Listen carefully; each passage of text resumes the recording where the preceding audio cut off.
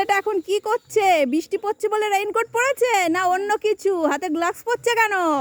চলো বন্ধুরা সবাই দেখবা ও কি করতে যাচ্ছে। আসলে আমরা সবাই মনে করি বৃষ্টিতে রেইনকোট পরতে হয়, তা না। আসলে ও এখন যাবে এই লেবু গাছে লেবু তুলতে, কাটা ফুটবে না, সেই জন্যে হাতে গ্লাভস পরে নিচ্ছে। দেখো যে বুদ্ধিটা কেমন লাগলো তোমাদের? সামনে একটা লেবু গাছ আছে, ওখানেও লেবু তুলবে, তাই তো সোনা?